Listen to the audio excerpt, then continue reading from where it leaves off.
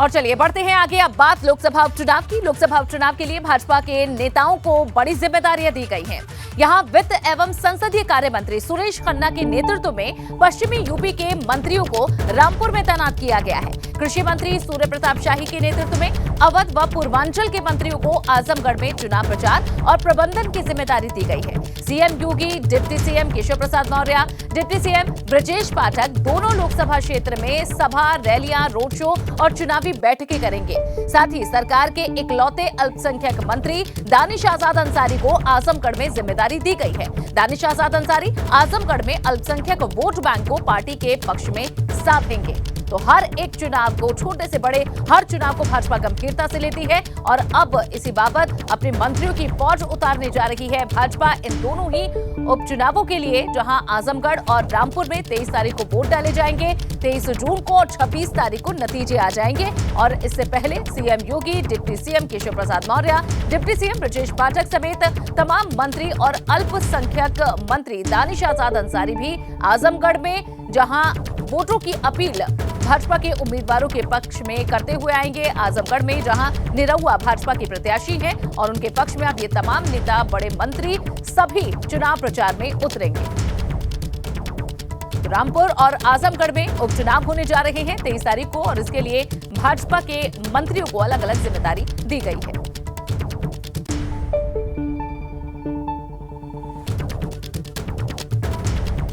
और हमारे उत्तर प्रदेश के ब्यूरो चीफ वीरेश पांडे जी इस वक्त हमारे साथ जुड़ चुके हैं ज्यादा जानकारी के साथ। वीरेश जी, जिस तरीके से अब मंत्रियों की फौज प्रचार करती हुई नजर आएगी, किस यहाँ पर्सपेक्टिव को देखते हुए कैसे ये जिम्मेदारियां बांटी गई हैं इन मंत्रियों के बीच में, ये थोड़ा समझाएं। और जब ये फील्ड में उतरेंगे तो इनका क्या प्रभाव पड़ेगा? देखिए, भारतीय जनता पार्टी की स्ट्रेटजी है, कोई भी चुनाव वो बड़ी ताकत के साथ लड़ती है। कल मंत्रिपरिषद की बैठक में मुख्यमंत्री ने सभी मंत्रियों से कहा कि जिसकी जहां पकड़ है वो पूरी तन्मयता के साथ उन क्षेत्रों में प्रचार प्रसार करें।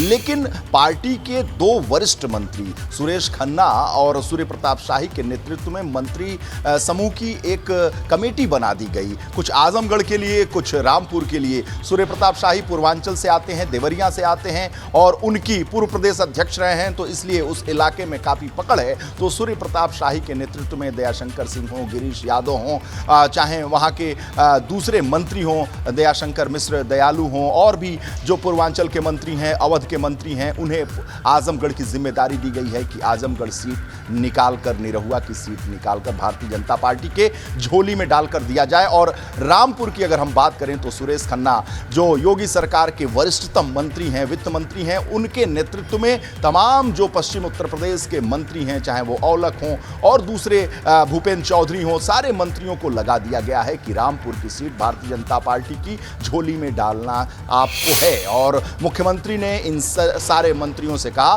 कि आपको जो भी चीजें चाहिए वो मुझसे कोऑर्डिनेट करें, खुद सीधे हमसे कोऑर्डिनेट करें, यानी मुख्यमंत्री योगी आदित्यनाथ से खुद फोन के जरिए कोऑर्डिनेट करें, कोई कमी न रह जाए। और इसके अलावा दोनों जो डिप्टी सीएम हैं ब्रजेश पाठक, केशव मौर्य, इनकी भी सभाएं दोनों उपचुनाव क्षेत्रों में लगाई जाएंगी और मुख्यमंत्री स्वयं प्रचार करने वहां पहुंचेंगे। लेकिन मुख्यमंत्री ने इन सारे जो मंत्री समूह बनाए गए और मंत्रियों को जो जिम्मेदारी दी गई है, जैसे कि अल्पसंख्यक समुदाय को रिझाने के लिए बलिया से ताल्लुक रखने वाले दानिश आजाद अंसारी को आजमगढ़ की जिम्मेदारी दी गई है। उन्हें कहा गया है कि वो रामपुर भी जाकर अल्पसंख्यक समुदाय के लोगों को प्रभावित करने और भारतीय जनता पार्टी की तरफ मतदान करने के लिए वो ज्यादा से ज्यादा अपनी कोशिश करें। लेकिन सबसे महत्वपूर्ण बात यह है कि जिन मंत्रियों को लगाया गया है, मुख्यमंत्री ने कहा है कि वहां कोई भी किसी भी तरीके की कमी और संगठन से कहीं कोई उलझन आपको सामने आता है तो सीधे मुख्यमंत्री यानी योगी आदित्यनाथ से संपर्क करें,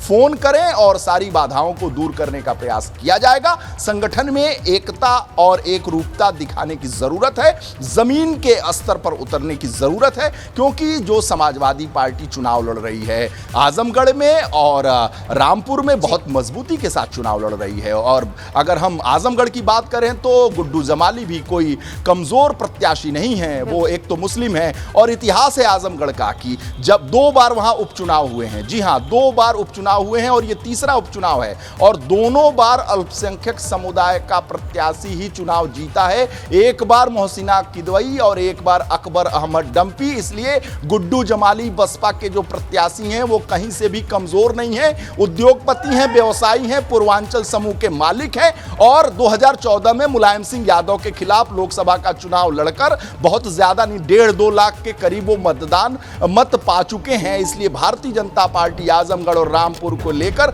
मुख्यमंत्री खुद अपनी इस पूरी मॉनिटरिंग के जरिए दोनों सीटों को भारतीय जनता पार्टी के झोली में डालना चाहते हैं। इसलिए अपने जो मंत्रिमंडल के विशेष मंत्री हैं, जिन्हें इस मामले में दक्षता प्राप्त है, जो इस इलाके से संबंधित हैं, जिनकी अपनी क्रेडिबिलिटी है, उन्हें पूरी ताकत के साथ इन दोनों उपचुनाव क्षेत्रों में झोंक दिया है मुख्यमंत्री योगी आदित्यनाथ ने और कमांड अपने हाथ में ले ली है। जी हां, कमांड अपने हाथ में ले ली है और प्रदेश अध्यक्ष स्वतंत्र देव सिंह को भी ताकीद उन्होंने किया कि आपको भी इन दोनों इलाकों में जाना होगा। संगठन के अंदर जहां भी मतभेद होगा, जिले के स्तर की इकाइयों को एक माला के तरह पिरोने की जरूरत है, उन्हें एक मंच पर लाने की जरूरत है, भारतीय जनता पार्टी के कमल को खिलाने की जरूरत है। इसलिए कल की मंत्रिपरिषद में 45 मिनट की बात केवल आजमगढ़ और रामपुर की मामले पर हुआ। मंत्रिपरिषद के जब सारे सदस्य वहां मौजूद थे, मुख्यमंत्री के आवास पर यह बैठक हुई। मुख्यमंत्री ने 45 मिनट खर्च किया केवल आजमगढ़ और रामपुर की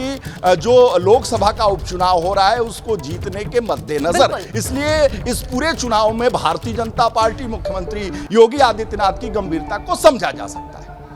बिल्कुल बिल्कुल, ये गंभीरता दिख रही है और अब मैदान पर भी पूरी गंभीरता के साथ ये तमाम लोग मंत्री नजर आएंगे। और विनेश जी, इसी तरह आप लगातार नजर इस पर बनाए रखिएगा, आगे भी आपसे इसी तरह जानकारी लेते रहेंगे। शुक्रिया फिलहाल के लिए।